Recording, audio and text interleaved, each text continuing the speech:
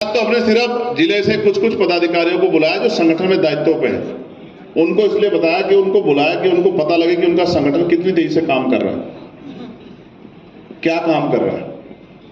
इसलिए ये जो हमला संविधान पे अभी सरकार ने किया था उसके खिलाफ ये चर्चा थी जो संवाद के रूप में बदली, और अभी संवाद हुआ है, अभी संघर्ष होगा। क्या होगा? जोर से बताओ। मेरी अकेले की बात तुमसे ज्यादा। अनस भाई क्या होगा बताओ? वहीद भाई क्या होगा बताओ? अभी तो संघर्ष होगा।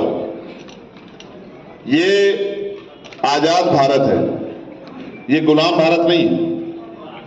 आजाद भारत में लोकतांत्रिक व्यवस्था संविधान है।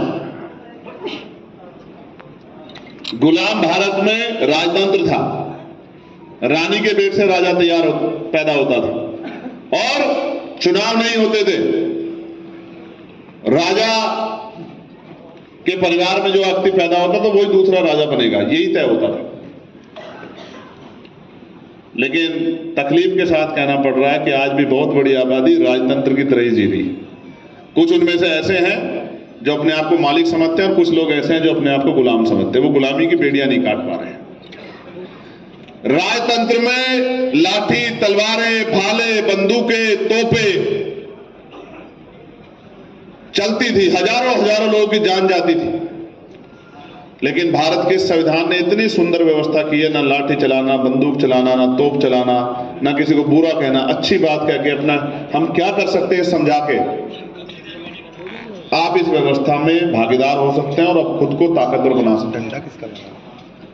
इस लोकतंत्र को समझ लो। इस लोकतंत्र का फॉर्मूला ये है, जनता द्वारा जनता का शासन, यानी कि जिनका वोट होगा उनका राज होगा। और उत्तर प्रदेश ने देश इस बात का गवाह है, और बिहार में जातिगत गणना हुई थी, आप आंकड़े पता कर लो कि जिनका वोट है उनका राज नहीं।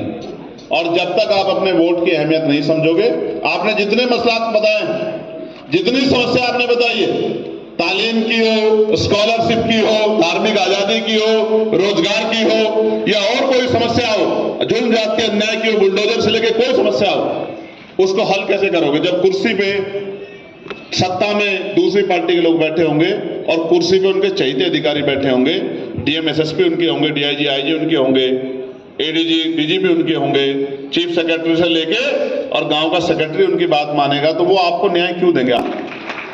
आपकी सारी समस्या मैं मानता हूं कि ये समस्या, लेकिन समाधान क्या है? लोकतांत्रिक व्यवस्था में जिसके पास राज होगा, जिसके पास कुर्सी होगी, जिसके पास कलम होगा, वही तो योजना बनाएगा, वही तो नीति बनाएगा, वही तो पॉलिसी बनाएगा, वही तो लागू कराएगा। अब मैं कह रहा हूं कि हमने सब कुछ तैयार कर लिया और वोट हमने अपना संगठित नहीं किया, वोट को हमने इधर उधर बखेर दिया और परिणाम हमारे खिलाफ आए, और दूसरी पार्टी जैसा सत्ता में है, ऐसी पार्टी सत्ता में आ गई तो वो आपको क्या बांटेगी? मिठाई? आपके बच्चों को तालीम देगी?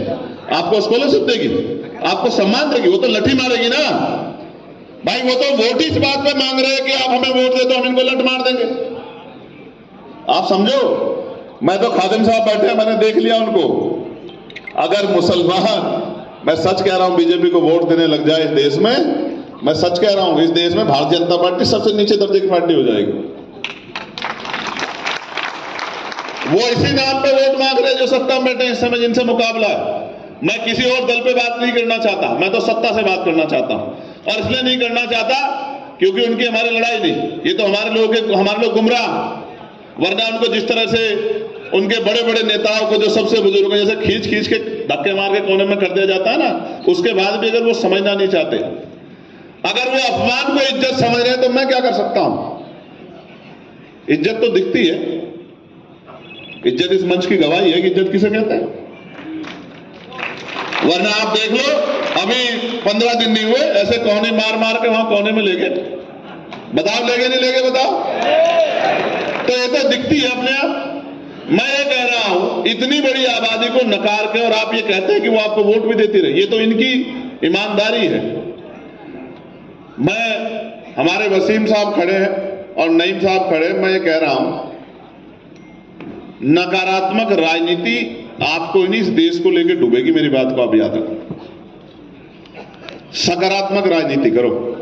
वोट को किसी को हराने के लिए मत दो, वोट को किसी को जिताने के लिए दो, वोट को जीतने के लिए दो, वोट को अपने और अपने बच्चों के भविष्य